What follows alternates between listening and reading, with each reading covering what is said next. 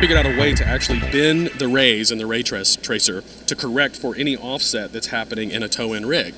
So when you have those two cameras, this is the top view. It has like an X view. The offset between those two camera planes is where you have your render errors.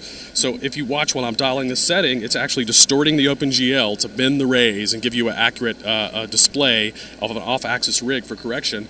And it's doing that in the viewport as well, so you can very quickly see this. So that's great. The reason why that rig is so important is for pure animation projects. Those people really clamor for and have asked us for this. So 10.1 introduces that, along with a lot of other great features. I mean, you know, in addition to the stereoscopic rig workflow being enhanced, we also have enhancements to our VPR, which is our viewport preview renderer. It's basically all of the beauty of Lightwave's renowned software renderer with the lighting and all the textures in the viewport. So we've had enhancements where we have obviously support full volumetrics. We have added the workflow enhancements of a limited region, being much more easy to export. In the viewport, you can actually select a lot of things with a limited region. We've added support for clip maps and distance dissolve as well for objects, which gives you more visual cues, give you a little bit more flexibility. Our virtual studio tools have been enhanced.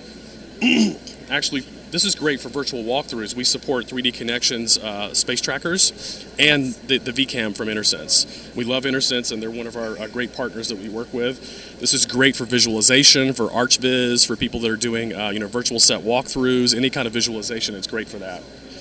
This is from SIGGRAPH. You saw this presentation. Absolutely. It was very wonderful. So you see when I pick the VCam up, it's actually controlling the interface in Lightwave moving through. All the buttons on the camera allow you to control those, zoom buttons and all of that actually in the interface of Lightwave. You can record those as takes. You can have multiple takes. It's really an awesome workflow. Now, can you tell us a little bit, I'm sure everyone here knows about virtual filmmaking, and just a few advantages that what the average person would really gain by something like this? Well, it was an interesting conversation. I was on the flight over with Curtis Clark from the ASC. He's a cinematographer, and we were talking about that on the flight over to NAB, and it actually is so important because everyone knows of virtual production and all of this technology from Avatar, obviously, but it is pervasive because what it allows you to do when you boil it down to the basics is virtual production allows you to solve all of those problems that would have been technical issues that you would have delayed to later in the production process when they're very expensive to solve. When you're doing post, when you're doing animation, you solve those up front. So when you actually get to the set to do the production, when you're actually in the moment of doing the virtual production, the director and the actors and everyone creative, the production designer, the art directors, can actually experience and discover creatively that process like they did on a live action film. So what it has done is it's taken a process for filmmaking and broadcast and all of these and made it into something that is actually very interactive so that you can get more of the sense of filmmaking, more of the sense of broadcasting, all of the television history that we know how to actually tell narrative stories. Directors and actors know what to do.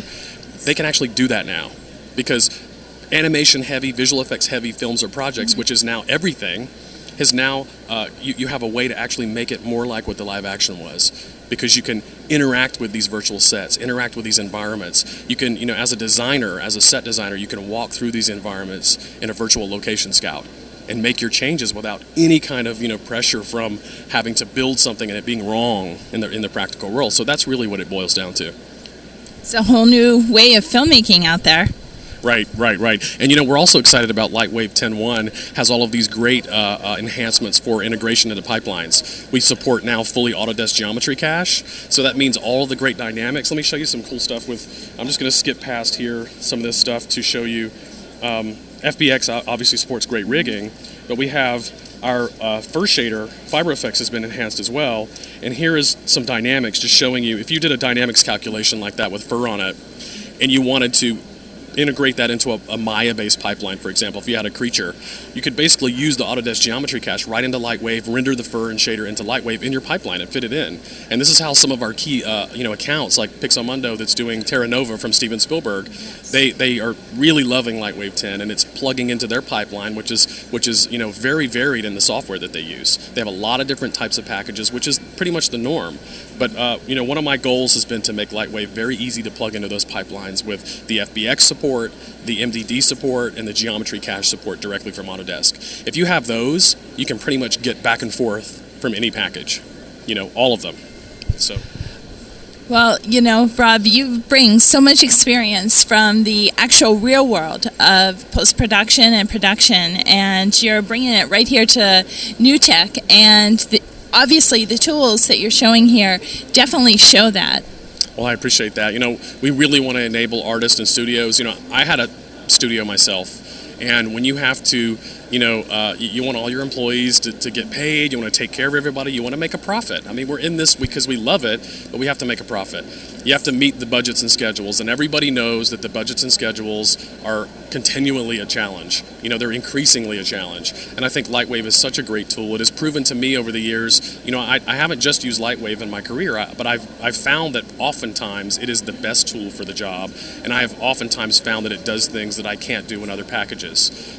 When I'm able to go and do an animation test by myself and do all of the modeling, the rendering, the dynamics, the character animation, and output it with Lightwave, because the renderer is built in and it's so gorgeous. The dynamics are built in, as you just saw, and so gorgeous. I don't have to have an army of technical directors or a pipeline that is, that takes years for Weta Digital or ILM to build.